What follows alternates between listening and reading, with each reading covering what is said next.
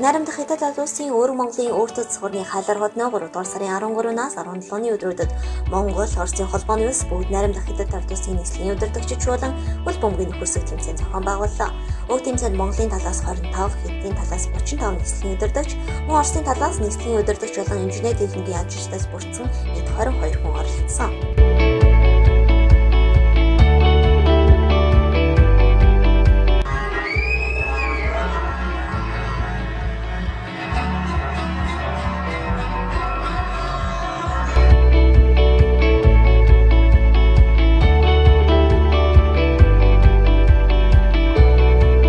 Гурван өдөр үргэлжилсэн энэхүү тэмцээн 3 дугаар сарын 14-ний өдөр нээлттэй хийж нийт 6 баг оролцсноос манай нийслэлийн удирдагчид тэрүүн байрыг эзэлсэн бол Оросын холбооны улсын баг 2 дугаараар, Хятадын баг 3 дугаар байрыг тус эзэллээ.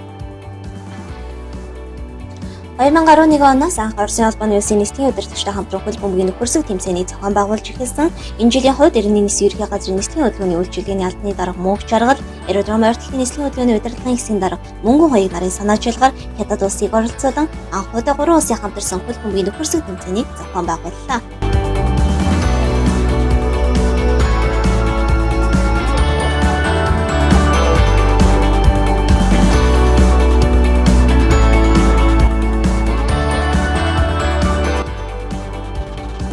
Мөн тэмцээний үеэр манай нийслэлийн удирдагчид хайлаараа нийслэлийн хөдөлгөөний удирдлагын төвийн үйл ажиллагаатай танилцсан бөгөөд энэ бүх нөхөрсөг тэмцээн 3 талын энгийн нэг тэмцээн бус харин цаашдын хамтын ажиллагаанд эргэн нөлөө үзүүлэх хүчин зүйл боллоо хэмээн талууд үзэж байна. Энэ удаагийн тэмцээнийг Хүннү Air компанийн эзэрлэг зохион байгуулсан, харин дараагийн тэмцээнийг 2018 онд Оросын холбооны улсын Иркутск хотод зохион байгуулахаар тохиролцжээ.